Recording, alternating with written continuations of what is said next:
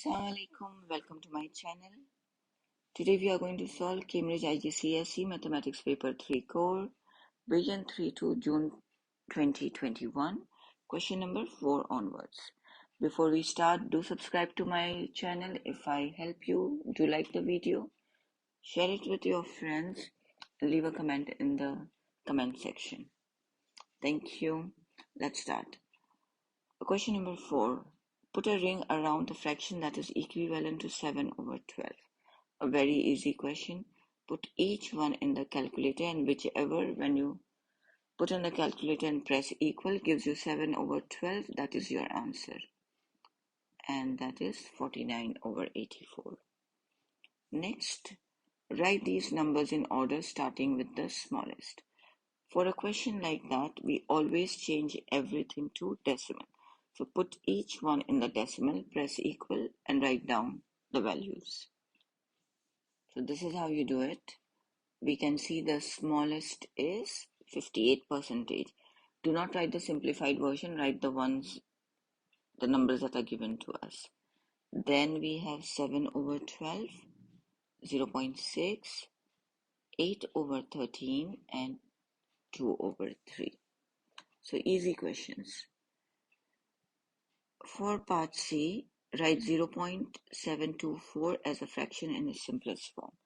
In the calculator, put 0.724, press equal, and you will get the answer, which is 181 over 250. Part D, the mass m grams of a ball is 415 grams. Correct to the nearest 5 grams. Complete the statement about the value of n. When it is nearest to 5 grams, then what you should do, not only grams, if the number 5 is there, you divide 5 by 2, you will get 2.5. So one time from 415, you subtract 2.5, you will get 412.5. The small number you write here, and one time you add 2.5. That will give you 417.5. Just remember this simple rule. If it is 5, you divide by 2 and you write 2.5, you add and subtract. Even if it was 1, you will have done the same thing. 1 divided by 2, it will give you 0.5. So you add 0.5 and subtract 0.5. In E, Ruth uses 3/4 of a bag of flour to make 1 cake. Work out the number of bags of flour she needs to buy to make 7 cakes. So 3/4 is 0.75 for making 1 cake. For making 7 cakes, how many bags does she need? So before that, we will need to find how much total does she need, total flour does she need. So cross multiply, 0.75 multiplied by 7, and 1 multiplied by x is x. You will get 5.25. This is the amount of flour she will need. So she needs 5 bags, and there is 1/4 she needs more. You cannot get 1/4. They're asking about the total number of bags she will need. So she will need 6 bags. A tin of soup costs $T and a packet of biscuits costs $P. 3 tins of soup and 2 packets of biscuits cost 15.50. Complete the equation. So 3T plus 2P is equal to 15.5. Then we have 5 tins of soup and 4 packets of biscuits cost $28.5. And we have to write down an equation. So it is going to be 5T plus 4P, and the total cost is 28.5. Solve the two simultaneous equations and you must show all your working. let's write down our equations. 5t plus 4p is equal to 28.5. This is our first equation. The second is 3t plus 2p is equal to 15.5. As you can see, the coefficient of t and p in both the equations are not same. You have to make it the same. So what I will do is I will try to make the coefficient of p as 4. For that, I have to multiply each term by 2. I will get 6t plus 4p is equal to 15.5 multiplied by 2, 31. And then when the signs are same, 4 plus 4 is going to give you 8. We want to cancel it, so we subtract. When we subtract, we change the signs for all the terms. 5 minus 6 will give me negative 1t. This got cancelled. And 28.5 minus 31 will give us negative 2.5. Divide both the sides by negative 1 and you got t is equal to 2.5. Now that you have your t, you can substitute it in whichever equation you want. I will substitute in the second equation. Replace the t with 2.5.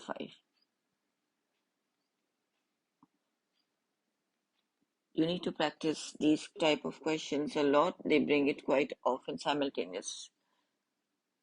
And they are carrying good marks.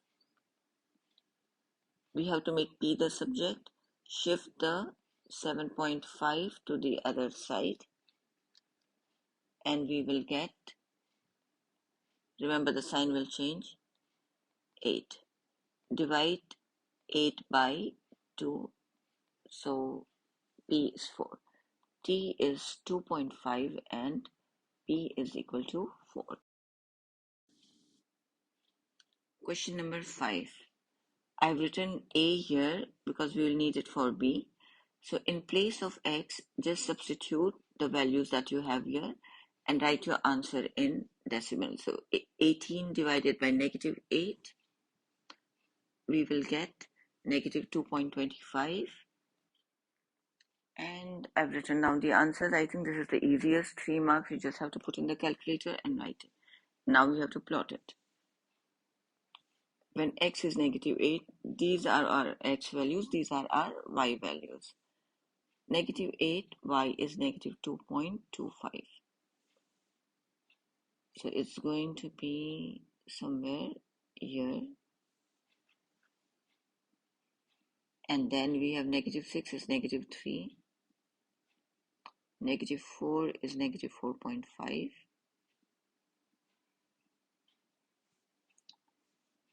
It will be each, this line is 1. So 4.5 is going to be in between the two lines, okay?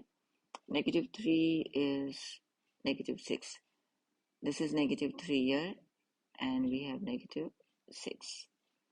Negative 2 is negative 9, which is going to be here. There is a gap in the middle. It means that you have completed this. So this side, you join it. The other points will not be joined together. They'll be drawn separately. When it is 2, we have 9. 6, 3 is 6. This is our 3. And 6. 4 is again 4.5. 6 is 3. And 8 is 2.25, somewhere here. Join them together. You should practice a lot of questions and be very good at these graftings, because we get very good marks for questions like that. Total, these two things are 7 marks. Let's move to the next part of the question. Write down the order of rotational symmetry of the graph. You have one here shape and one here opposite it. They are symmetrical, and one empty space here. So the rotational symmetry is 2. I can rotate this shape 2 times in the 360-degree context, and they will fall on each other the same way. So it is 2. D1, on the grid plot and join the points -8, -3, 6 and 4. Very easy. Let's mark them. -8 and I think -3. So x is -8 and y is -3. And the other point is 6 and 4. So x is 6 and y is 4. Let's join them. This is how it will look. Write down the value of x where this line intersects the graph of y is equal to 18 over x. Where does it intersect? Here and here. Let's see what these values are.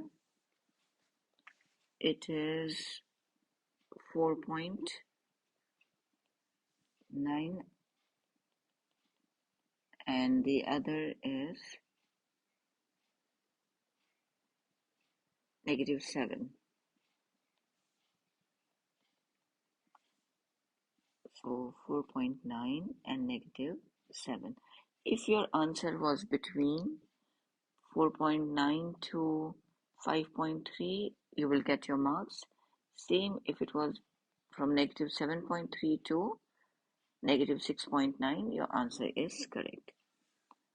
Find the equation of this line in the form y is equal to mx plus c. We have got the points. For finding the equation, we need to find the gradient. To find the gradient, we use the rule y2 minus y1 over x2 minus x1. I feel that children make less mistakes if they write it like that. So on the top is our y, -3 minus 4, and in the denominator you have -8 minus 6, the x values. Put this in the calculator and you will get half. So half is your gradient. The equation of line is written in the format y is equal to mx plus c. What we can do, one thing is take any point. You can take 6, 4 or -8, -3, and the gradient, replace it here and find your c. But for this question, let me write down the gradient, half x. We just need the c. What is c? C is the y-intercept where it cuts the line, the y-axis. And we can very clearly see it is 1. So I can, instead of doing the whole long thing, I can write it y is equal to half x plus 1. I hope this is clear to you. Question number 6. The scale drawing shows the position of house A and house B. The scale is 1 centimeter represents 12 meters. Work out the actual distance in meters from house A to house B. We will have to measure A to B, and when you do that, you will get 7.3 centimeters. So 1 centimeter is equal to 12 meters. Therefore, 7.3 centimeter is equal to how many meters? Cross multiply. 1 multiplied by x is x, and 12 multiplied by 7.3. You will get 87.6 meters. Next, measure the bearing of house A from house B. We are looking at from house B, we are looking at this part. This is what we need to find. When you want to find the outside part, what we can do is we can find the inside, the opposite inside, and to that we can add 180. Place your protractor like this and mark the angle here. It is 67. So 67 plus 180 is your bearing. This is very helpful. Please remember this rule. Next, we have another house C is 102 meters from house B, 102 meters from house B, and on a bearing of 157. On the scale drawing, mark the position of house C. The first thing we will do is change 102 meters into centimeters by dividing by 12. I hope you remember 1 centimeter is equal to 12 centimeter, and that will give us 8.5 centimeter. Now we have to find the bearing. Place your protractor like that. Mark 157. It is here. And then we have to draw the line 8.5 centimeter. Passing through the red point that we marked. And write down all the details that this is 157 and 8.5 centimeter, and this is your C. Part B. We have been given a quadrilateral. The diagram shows a field PQRS. The length of PQ and QR is given to us. Angle Q is 90 degrees. There's a straight path from P to R. P to R. Calculate the length of this path. It's a very easy question. As you can see, it's a right angle triangle. You have two sides. You want to find the third side. So we use the Pythagoras theorem. It's a square plus b square is equal to c square. C square is your hypotenuse. Hypotenuse is the side opposite your right angle, which is PR. So we will write 98 square plus 67 square is equal to PR square. To find PR, we are going to square root 98 square plus 67 square. Just the whole thing put in the calculator. And your answer is 118.7 meters. That's it. Moving on to question number 7. The favorite sport of each of 135 boys is recorded in the table. We have been given soccer, hockey, rugby, and other. The frequency of each one is given. We have to find the sector angle. This is the formula that we use. Frequency of the sector over the total frequency multiplied by 360. To find for hockey, what are we going to do? 45 over 135, because that's the total, multiply by 360, and we will get 120.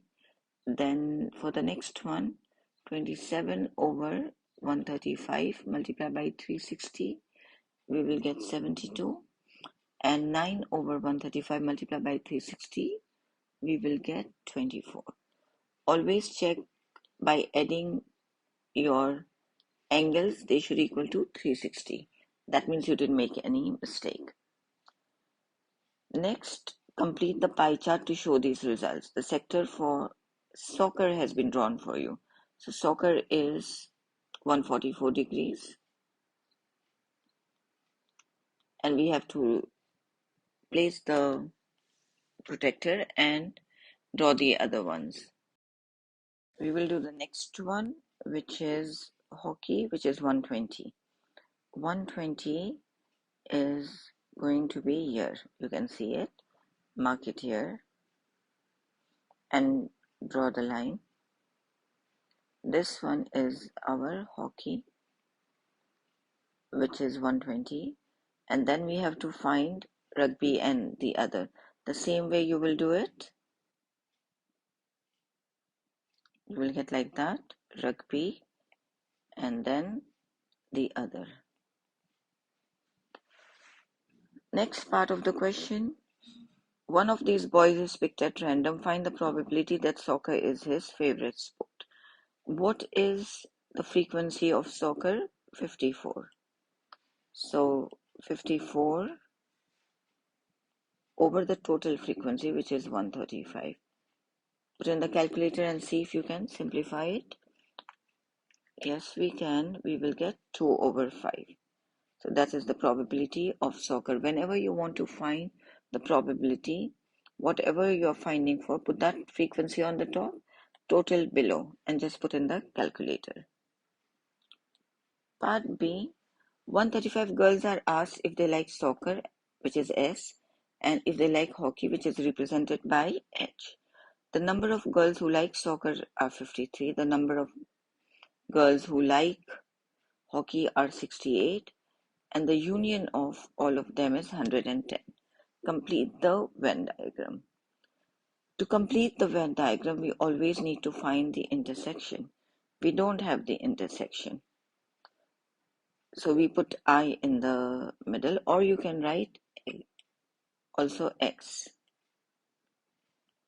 And the soccer is 53. This whole circle is 53. But from that, we are going to minus X. And then hockey is 68. Again, we will minus the intersection, which is X. The union of all of this is 110. So we make an equation 53 minus x plus 68 minus x is equal to 110. This gets cancelled. 53 plus 68 will give us 121.